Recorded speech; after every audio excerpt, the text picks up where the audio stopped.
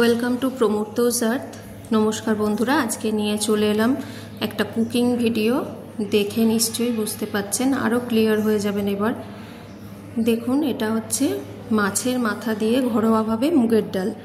কিভাবে আমি কুকারে না দিয়ে উইদিন 10 মিনিটস বা উইদিন 20 মিনিটস কিভাবে আমি মাছের মাথা দিয়ে মুগের ডাল রেডি করে নিই সেটা দেখুন। চটজলদি রান্না করার উপায় হিসেবে এটা আপনারা ফলো করতে পারেন।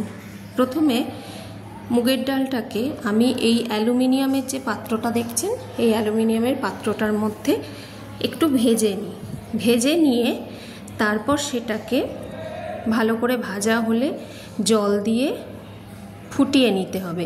বেশ 5 মিনিট মতো ফুটিয়ে নিতে হবে। নিয়ে এটাকে 5 মিনিটের জন্য চাপা দিয়ে রেখে দিতে হবে। যেহেতু অনেকটা বড় জায়গা এবং ডালের পরিমাণটাও বেশি থাকে, তাই দেখবেন 1 ফুট দিয়ে যদি চাপা দিয়ে রাখেন তাহলেই ডাল গলে যাবে। মুগের ডাল খুব বেশি গলে গেলে খেতে ভালো লাগে না, তাই আমি কুকারে দিই না।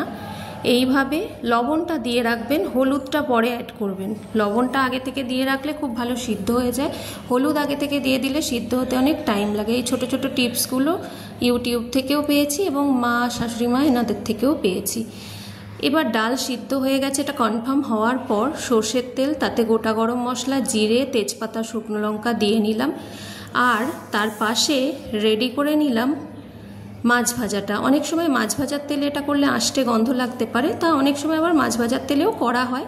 মাছ ভেজে নিয়ে, মাছের মুড়োটা ভেজে নিয়ে তারপরে সেই বেঁচে যাওয়া তেল দিয়েও এটা করা হয়। রসুন থেতো করে নিয়েছি, আদা কুড়ে নিয়েছি, পেঁয়াজগুলো কুচি কুচি করে কেটে নিয়েছি, টমেটো কেটেছি এবং কাঁচা লঙ্কা রেখেছি। মাছগুলো খুব ভালো করে ভেজে নিতে হয়েছে, মাছের মাথাগুলো, এবং টুকরো করে নিই। খুব ছোট টুকরো করলে কাঁটা গলায় ভিতরে যাওয়ার ভয় থাকে, খুব ছোট টুকরো না করাই ভালো। রসুনটা একটু ভেজে নিলাম, আর একটু কাঁচা রসুন রেখে দিই। পেঁয়াজ ভাজতে ভাজতে সেটা দিলে রসুনের খুব উগ্র গন্ধটাও হয় না, অথচ খেতেও সুন্দর লাগে। পেঁয়াজ, টমেটো, কাঁচা লঙ্কা দিলাম, দিয়ে একটু ভাজা ভাজা হয়ে গেলে তারপর বাকি রসুনটা অ্যাড করে দেব। বাকি রসুনটা অ্যাড করে দেওয়ার পর আদা দেব, আর জিরে, ধনে, হলুদ গুঁড়ো, লবণ ডালে দেওয়া আছে সেটা মনে রাখতে হবে, হলুদও দেওয়া আছে মনে রাখতে হবে, তাই হলুদ অল্প পরিমাণেই দিলাম। লবণ এই পেঁয়াজ টমেটো ভাজার জন্য যেটুকু দরকার অল্প পরিমাণে দিয়ে নিলাম। ভালো করে কষানো হয়ে গেলে, যখন মশলাটা কষানো হয়ে যাবে, গ্যাস কমিয়ে কমিয়ে এটা কষিয়ে নিতে হবে, নাহলে কাঁচা আদার গন্ধ ছাড়ে। এবার কষানো হয়ে গেলে এটা আপনারা যদি আরও তাড়াহুড়ো থাকে তাহলে এই বাটির মধ্যেই প্লেস করে দিতে পারেন বাকি জিনিসগুলো, আর না হলে সময় থাকলে কড়াইয়ের মধ্যে ডালটা ঢেলে নিতে হবে এবং মাছের মাথাগুলো তারপর অ্যাড করতে হবে। দেখুন, ডাল তো অলরেডি সেদ্ধ, এই বাটিটা করে করেছি আমি। এই বাটিটা করে করলে 2 দিনের ডাল আমার হয়ে যায়। আর বাকি জিনিসগুলো এর মধ্যে আমি অ্যাড করে নিলাম, নিয়ে মাছের মাথাগুলো দিয়ে দিলাম, দিয়ে চাপা দিয়ে একটু মাছের মাথাগুলো নরম হওয়ার জন্য ফোটাতে হবে। একটু ফুটে গেলে, মাছের মাথার ডাল কখনো পাতলা হলে খেতে ভালো লাগে না, একটু ফুটে গেলে তারপর আমি এর মধ্যে চিনি অ্যাড করব। চিনি পরিমাণ মতো, স্বাদ মতো আপনারা দেবেন। আর তারপরে গুঁড়ো গরম মশলা যেটা বাড়িতে তৈরি সেটা দিই। গোটা গরম মশলা দেয়া থাকলে অনেক সময় এটা স্কিপ করে যাই। তারপর ঘি অ্যাড করতে হয়, একটু টেস্ট করে নাবিয়ে নেবেন। টেক্সচারটা দেখবেন ঠিক এরকমই যেন হয়, খুব পাতলাও হবে না আবার খুব গাঢ় হবে না। যেহেতু আমার 2 দিনের ডাল ফ্রিজে থাকবে, তাই আমি টেক্সচারটা খুব পাতলা করিনি।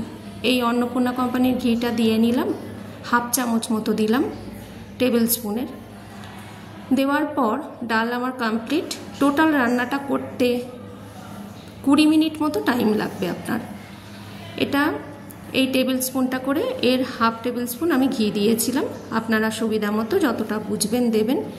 এই ডাল, চিপস, গরম ভাত দিয়ে খেতে খুবই ভালো লাগে, এবং বাড়িতে আত্মীয় স্বজন এলেও কুকারের ঝামেলা করতে হলো না, বেশি টাইমও লাগলো না, সুন্দরভাবে আপনারা করে নিতে পারেন। এই রান্নাটা করলে অনেক সময় তরকারি লাগে না, বেগুন ভাজা কিংবা পটেটো চিপস দিয়ে এটা খাওয়া যায়, এবং শেষ পাতে মাছ কিংবা মাংস থাকলেও হয়ে যায়। ডাল কমপ্লিটলি ঠান্ডা হয়েছে, গরম ভাতের সাথে মিডিয়াম গরম ডাল পরিবেশনের জন্য একদম রেডি। আপনারাও বাড়িতে বানিয়ে দেখবেন এবং আমার পদ্ধতিতে বানালে আমাকে কমেন্ট করে জানাবেন। প্রমোর্তোজ আর্থ এখনও সাবস্ক্রাইব করা না হয়ে থাকলে প্লিজ সাবস্ক্রাইব করে নেবেন। পাশে থাকবেন, পাশে থাকা বেল আইকনটি প্রেস করে রাখবেন। নমস্কার, ভালো থাকবেন সবাই।